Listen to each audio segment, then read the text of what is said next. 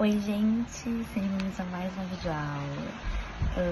Hoje eu, Marcelo Campelo e a Rafaela Teles, a gente vai falar um pouquinho sobre esse assunto que é tão importante na bioquímica, que é a gliconeogênese e a cirrose hepática, né? Qual é a relação delas, esses dois temas, porque é fundamental entender como o nosso organismo mantém esse equilíbrio energético, o que acontece quando o fígado, que é o principal regulador, né? O principal órgão regulador, tá doente. A gente vai junto entender passo a passo desse processo. Bom, primeiro é importante começar lembrando que o fígado é considerado o órgão central do metabolismo. Então, ele atua como uma usina bioquímica, regulando os níveis de glicose no sangue e garantindo que todas as células tenham energia suficiente para funcionar.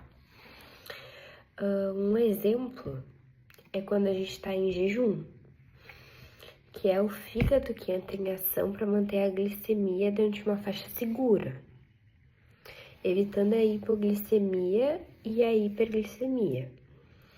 Essa regulação é fundamental para manter a homeostase. O que é a homeostase? É o equilíbrio do corpo. Então, ele é muito fundamental para manter esse equilíbrio no corpo. Bom, mas afinal, o que é a gliconeogênese, né? A gliconeogênese, ela é uma importante via metabólica pela qual o fígado e, em menor grau, os rins também, eles produzem glicose a partir de compostos que não são carboidratos.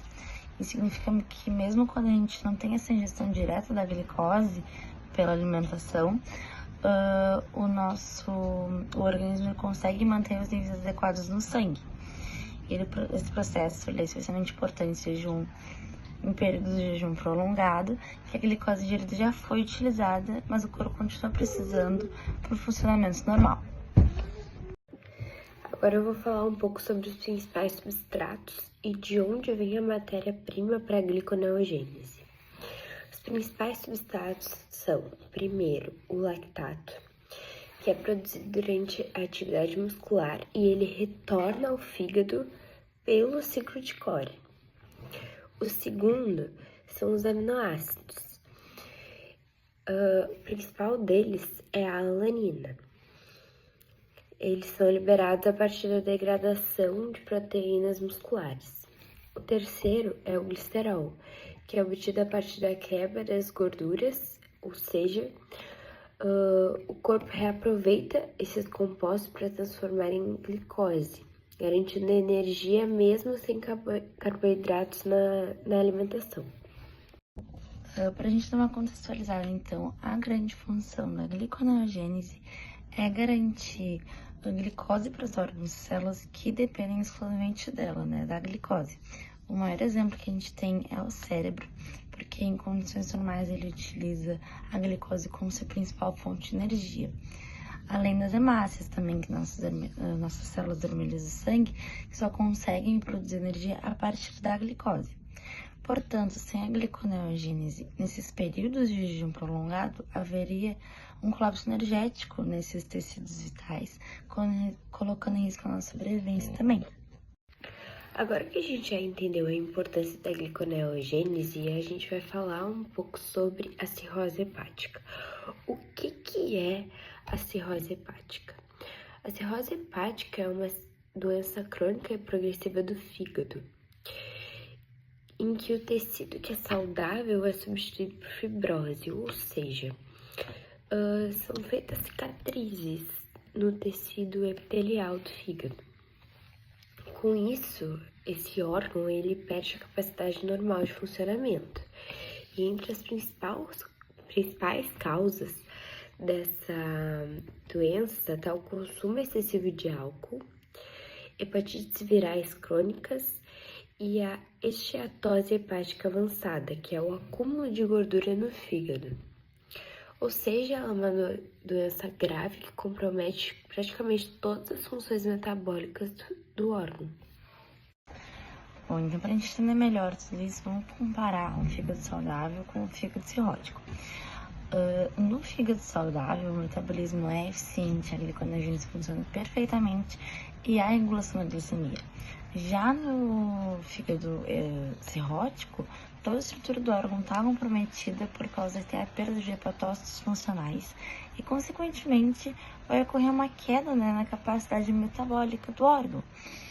E isso significa que a produção de glicose, então, a partir da glicanogênese fica prejudicada e, como resultado, o organismo ele passa a ter dificuldades em manter a glicemia estável.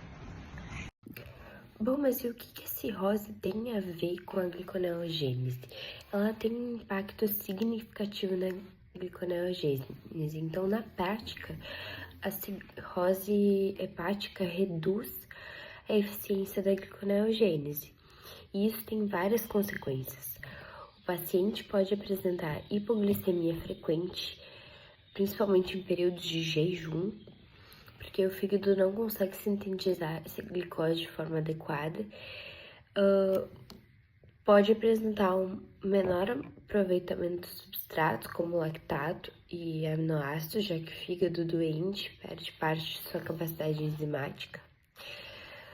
E esse conjunto de alterações contribui para o enfraquecimento e piora do estado clínico desse paciente. Então, são impactos bem significativos. Bom, agora vendo então o caso clínico mesmo ali do paciente, né? A cirrose hepática ela pode se dar por diversos motivos, como fatores genéticos, né? Algumas raças delas já têm predisposição genética para doenças hepáticas, ou os prolongados de certos medicamentos como os corticosteroides.